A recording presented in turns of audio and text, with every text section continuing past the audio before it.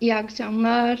Şevbaş. Şabaş. Şimdi tabii barış dili neden önemli sence? Neden biz barış derken önce dilimizi düzeltmemiz gerekiyor diye söyleniyor. Bu neden oldukça stratejik bir mesele? Şöyle, şimdi Kürt meselesinde bir şiddet geçmişi var. Devletin bir şiddet geçmişi var. Şimdi Kürt meselesi konuşulurken herkes Apocu Hareket'in son 50 yılda verdiği mücadele üzerinden ideolojik alana sıkıştırılmış bir şekilde konuşuyor. Ama Kürt meselesi daha eski bir mesele ve Apocu Hareket'in, Kürt Özgürlük Hareketi'nin isyanı son Kürt isyanı. Sayın Abdullah Öcalan da son Kürt isyanının lideri. Dolayısıyla çok eski bir şiddet geçmişi var. Bir egemen şiddeti geçmişi var. Bir sömürge geçmişi var. Sömürge şiddeti geçmişi var. Ve bu şiddet geçmişinin devamını aslında ifade ediyor bu yaralayıcı, hakaret dili. Ve bu bir gösterge. Yani bir egemen devlet bir fail gibi sürekli suç işleyip asla hesap vermez ve bunu sürekli inkar ederse o devletin çürümüşlüğünün son noktası toplumsal dildir. Şimdi barış masası kuruldu. Bu ne kadar yüce gönüllü bir şey aslında düşünürsek 52 senelik mücadelenin ardından bugün Lice katliamını andınız ve Lice katliamı gibi nasıl katliamlar gerçekleşti? Biz kendi gözümüzle gördüğümüz, yaşadığımız katliamları, kendi dönemimizin katliamlarını düşünürsek korkunç bir şiddet geçmişin ardından şeytanlaştırma, inkar etmenin ardından mazlum bir halka bir de barış döneminde barış masası kurulmuşken bu dilin kullanılması şiddetin devamıdır. Aslında o şiddetin temsilcisi olmaktır. Yani Kürt halkını rahatsız eden şey bu şiddetin devamını görmektir. Yani şiddet sadece bomba değil, asker değil, polis değil, hapishane değil. Aynı zamanda dil de bir şiddet aracı olarak mı şimdi burada ortaya çıkıyor? Kesinlikle dil bir şiddet aracıdır. Yani şöyle bizi yıllarca iyi Kürt kötü Kürt diye ayırdılar. İşte son dönem benim kendi yaşadığım gördüğüm alandan işte Apocu hareketten gelen herkes kötü Kürt, diğerleri iyi Kürt, devletin Kürtü. Böyle bir şey yok. Bütün Kürtler günün sonunda Kürttür. Herkes aynı geçmişten aynı acıdan geliyor. Ben mesela kişisel olarak Zilan katliamının geçmişinden geliyorum. Bir önceki Kürt isyanının katliamının geçmişinden gelen bir birey, bir onların evladıyım ve meseleyi buradan görüyorum. Dolayısıyla Önder Öcalan sadece fikri birlik, Apocu hareketin içinden gelip ya da benim kişisel olarak fikrimden ayrı tutuyorum bunu. Birazcık da bu katliam mirasçısı kimliğimle konuşmak isterim aslında burada. Evet. Çünkü soruya daha da uygun geliyor. Benim fikriyatımdan öte ben baktığım yerden şunu görüyorum. Son Kürt isyanının lideri ve son Kürt isyanı barış masası kuruldu ve son Kürt isyanının lideri ve isyancıları için ben Kürt Özgürlük Gerillası'nı da artık terör kavramıyla yan yana getirmelerini mesela kabul etmiyorum. Barış masası kuruldu ve bu son Kürt isyanının isyancılarıdır. Haklı bir isyanın isyancılarıdır. Onları terör diye yaftalamak zaten egemen savaş zihniyetinin bir aracıdır. Evet. Bu dil kesinlikle kabul edilemez ve bu şiddeti devam ettirmektir. Yani bu aslında çok acı bir şekilde Türk toplumunun da geldiği son nokta. Yani fail olursanız sürekli bu failliği bilip inkar edip kendi bir sonraki kuşaklarınızı bununla zehirlerseniz bu dilin zehrini atamayız. Yani Şimdi tabii Türkiye'de Kürt karşıtlığı şöyle diyorlar ya benim de Kürt arkadaşım var diyorlar. Hani böyle ırkçı olanlar, hatta bugün o bir tane ırkçı bir partinin lideri diyor ki ne demek ana dili inkar etmek? Tabii ki biz ana dili inkar etmiyoruz ama onun peşine sayıyor. Şimdi bu Kürt karşıtlığı Türkiye'de konjonktürel geçici bir durum mudur, yoksa bunun daha derin bir arka planı mı var? elbette daha derin bir arka plan var. Yani bu dilin kullanılması işte Kürtleri ayırıp Apocu hareketten gelenler kötü, onlar iyi, onlar terörist, bu yok böyle bir şey. Yani benim durduğum yerden, benim gördüğüm yerden ben eski Kürdi gelenekleri, hani daha feodal bir yerden söylemiyorum ama aile bağları arasından o aşiret gelenekleri daha Kürdi, daha eski bir yerden de biz kadim bir halkız. Kadim halk demek ki insani gelişmişlik seviyesi yüksek bir halktır. Aslında Apocu geleneğin, Apocu hareketin, Abdullah Öcalan paradigmasının bu kadar benimsenmesinin sebebi o elmas gibi parlak o kadim halkın özüyle bağdaşmasından dolayıdır. Ve buradan baktığımızda da onu görüyoruz. Yani o kadar çirkinlikler yaşadık ki kanıksadık. Yani bir kadın gerillanın bedeninin sokağa soyulup atılması insaniyetsizliktir. Hacı Lokman Birliği'nin araç arkasında sürüklenmesi asıl Türk kimliği adına bir utançtır. Bu bizim suçsuz olduğumuzu kanıtlamamız gereken bir şey değildir. O yüzden bu katliam ve şiddet geleneğinin devamıdır. Ve bu aslında bu anlattığınız yani Ekin Van'ın teşkil edilmesi, Hacı Birliği'nin işte yerde sürüklenmesi cenazesinin, bunlar tabii Taybet Ana'nın 7 gün orada bekletilmesi. Ondan önce de var yani. Birçok şey var. Yani Zilan söylediğiniz Dersim var. İşte onlarca Koçgili var. Birçok katliam var. Kürdistan katliam coğrafyası. İşte bugün Lice katliamının 31. yıl dönümü. Yani 31 yıldır Lice yerle bir ettiler gerçekten. Ama bütün bu görüntüleri bilerek servis etmelerin bir nedeni vardır herhalde. Yani burada Kürt'ü aşağılamak, Kürt'ü küçümsemek, zihinsel olarak onun bir ulus, bir halk olarak var olmasını yok etmek için mi yapıyorlar acaba bunu sence? hem öyle hem de savaşın bile bir hatırı, bir gönülü vardır. Hani biz Selahattin Eyyubi'nin geleneğinden gelen insanlarız ve Kürt Özgürlük Hareketi'nin savaş ilkeleri ve ahlakı da son derece Kürdü özüne uygun ve Selahattin Eyyubi bakışıyla bir ahlak ve ilke vardır. O kadar ilkesizlik oldu ki bunun da sebebi bir özgüvensizliktir, fail psikolojisidir. Ve fail psikolojisi halen devam ediyor. Yani katilin psikolojisiyle hareket ediyorlar.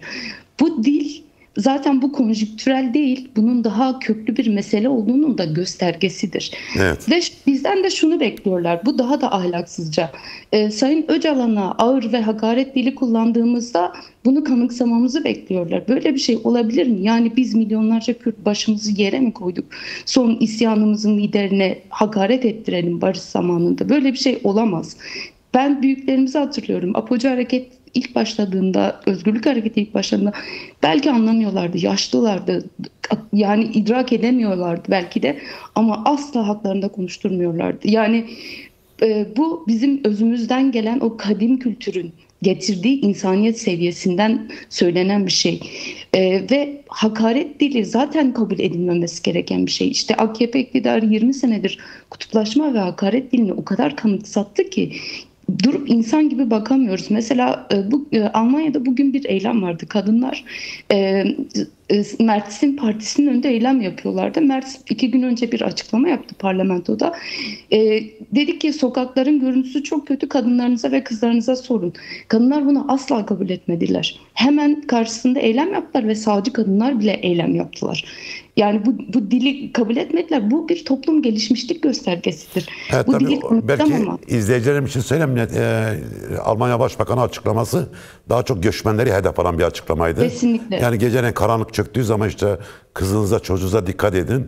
Sokaklar kirleniyor, pisleniyor, kriminalite artıyor. Almanya'da büyük bir tartışma ve öfkeye yol açtı. Az önce Menekşe'nin dediği gibi kadınlar çok öfkeliler. Yani sadece soldan gelen kadınlar değil. Yani bizzat onun partisinden de büyük bir tepki var. Bu tabii bir toplumsal bilinciliği ortaya koyuyor. Evet, buyurun. Dedim kesinlikle bir ara izah etmiş olayım, evet. Kesinlikle çok teşekkürler. Yani toplumsal bilinci ve gelişmişliği ortaya koyuyor. İşte bizim tepkimiz de bu. Yani kadın nefretini, her tür alçaklığı, işkenceci olmayı, tecavüzcü olmayı kalkıp milliyetçilikle bağdaştırdılar. Bu her şeyden önce Türk kimliğine yazık. Gerçekten Türk kimliğine yazık. Ve Türk kimliği aslında bu süreçte en büyük zarar gören kimlik oldu. Çünkü Öcalan hareketiyle birlikte Kürt kimliğinin üzerindeki bu inkar ve imha siyaseti bir kere kaldırıldı. Yani ben Zilan'dan baktığımda öyle görüyorum. Bir kere Kürtlerin uğradığı haksızlığı bütün dünya duydu. Bu kesinlikle bir zaferdir. Ben Sayın Öcalan'ın açıklamasının televizyondan bütün dünya ekranlarından yayınlandığı o gün tamamen aynı bu duygular içerisindeydim. Yani Zilan'daki açılmamış toplu mezarlarda ki isyancıların gözünden baktım. Gerçekten konjonktürel bakamadım. Belki de bu yüzden söylediğinizle bağdaştırabiliyorum bu söylediğimi. Bu bir zaferdir. Evet. Peki Pürüzsüz şimdi, bir zafer. evet, şimdi tabii barışı konuşuyoruz ama işte az önce Zilan'dan bahsediyoruz. İşte Lice katliamının yıl dönümü, birçok katliam var. Sayabilirim. Gerçekten ismini unuttuğumuz birçok katliam var. Yani insanlar asit kuyularında yakıldı. En son 2015-2016 döneminde Sur'da, Cizre'de, Nusaybin'de, Farkın'da, Gever'de, işte Varto'da vahşet görüntüleri ortaya çıktı. Yani şehirler yerle bir edildi, kültürel değerler yerle bir edildi. Şimdi bu geçmişle yüzleşmeden gelecek için barış kurulabilir mi yani? Türk devleti geçmişle yüzleşmeye hazır mı sence? Elbette ki değil.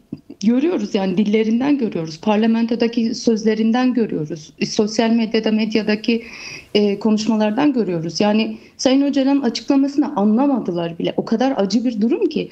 O medyadaki bu korkunç, ırkçı, cinsiyetçi, korkunç bir dil var gerçekten medyada. Hem kadına karşı, insana karşı korkunç bir dil var. Ve onun belli bir kesime yönelmiş olması hiçbir şey fark ettirmiyor. Bu dilin ırkçı ve cinsiyetçi olduğu gerçeğini değiştirmiyor. Bu aslında toplumsal çürümenin de göstergesidir. Ben Sayın Öcalan'ın rahatsızlığını çok iyi anlıyorum. O açıklamadan önce biz aslında bunları kendi aramızda da konuşuyorduk. Hani buradan belki programı izleyen arkadaşlarım da görmüşlerdir. Ben kendi adıma o kadar çok söyledim ki yani çok rahatsızdım. Bu Sayın Öcalan'ın ele alınış biçiminden, hitap biçiminden tutun. Barış zamanında olacak şey değil bu. Yani Devlet Bahçeli'nin kullandığı dili görüyorsunuz. Nasıl onurlandırıcı bir dil. Önder Öcalan diye hitap ediyor. Bunu ilerletmesi gerekir Devlet Bahçeli'nin. Daha da radikal bir şekilde kullanması gerekir. Çünkü bu aynı zamanda Devlet Bahçeli'nin bugüne kadar kirletilen, bugüne kadar yerin dibine çekilen Türk kimliğini de aslında temizleme yöntemidir. Çünkü rakibine, barış masası kurduğun müzakereciye bir hatır, bir gönül, bir onur atfetmek kendi onurunu yükseltmektir. Evet. Yani buradan. Evet. Şimdi tabii şunu sen yazmıştın. Bu Zilan katlama bir parça, onu konuşmak istiyoruz. Yani kadınların Kürtler açısından Kürt kadın bir hafıza görevi gördüğünü, stratejik bir rol olduğunu söylediniz. Buna neyi kastediyoruz? Yani Kürdistan'da olup bitenleri bugüne taşımak Kürt kadınları açısından neden stratejik bir rolleri var? Kadınlar aslında en büyük kurbanıydı katliamların. Çünkü çoğu yerde genç erkekler öldürüldü. Kurtulanlar çocuktu veya kadındı. Dolayısıyla bu katliamların geçmişin hafızası kadınlar aracılığıyla aktarıldı. Mesela Zilan'da benim ailemin bulunduğu 44 köy haritadan siliniyor. Kadınlar ve çocuklar hayatta kalıyor. Zilan öncesi hafızayı kadınların hikayeleri, anlattığı hikayeler açığa çıkarıyor. Şimdi biz bu katliamın 3. kuşağındayız. 3. kuşakta şeyi görebiliyorsunuz artık. Hangi hastalıklar başlamış, neler yaygın, ne sorunlar var. Bunun epigenetik aktarımları aslında. Çünkü katliam o kadar büyük bir şey ki, o kadar ciddi bir şey ki insanların DNA'sını değiştiriyor ve bu değiştirilmiş DNA'nın kötü özellikleri sonraki kuşaklara aktarılıyor. Mesela katliam geçmişi olan insanlar, ailelerde kalp rahatsızlığı çok yaygındır. Siz bilirsiniz Kürdistan'da kalp rahatsızlığı çok büyük bir yaygındır. Kanser çok yaygındır. Beyin hastalıkları, konuşamamakla, el ayak tutmaması ile ilgili hastalıklar yaygındır. Kadınlarda diz hastalığı Kürdistan'da neredeyse her annenin çektiği bir sorundur. Ameliyat olmayan insan mı kaldı? Bunların hepsi aslında katliam geçmişiyle alakalıdır.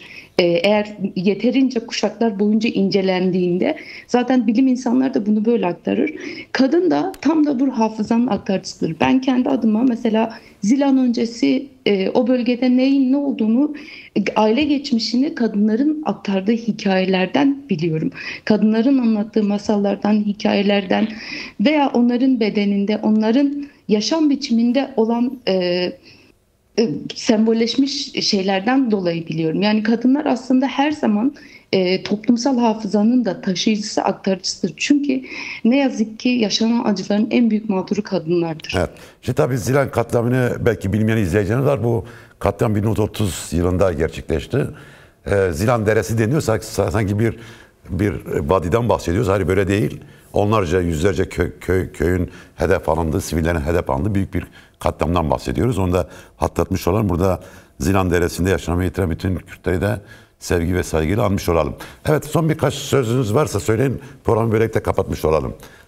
Yani bu barış dilde başlar. Her şeyden önce bu medyadaki, televizyondaki Sayın Öcalan ve Kürdistan'ın son isyanıyla, isyancılarıyla alakalı bu çirkin dil bitirilmeli. Yani barış gönül alma, barış birlikte özür dileme, barış gönülleri birleştirme, acıları birleştirme, iyileşme zamanıdır. Yani biz savaştık. Savaştık, bunun bir iyileşmesi olması lazım toplumsal psikoloji açısından da. Yoksa gerçekten mesela bakıyorsunuz çetelere katılan çocuklar, yoksulluktan kırılanlar, bunların hepsi aslında bu savaş psikolojisinin de sorunudur. Savaş bir sonraki kuşağı zehirler. Yeter. Yani Türk devleti artık toplumu savaşla zehirlemez. Evet.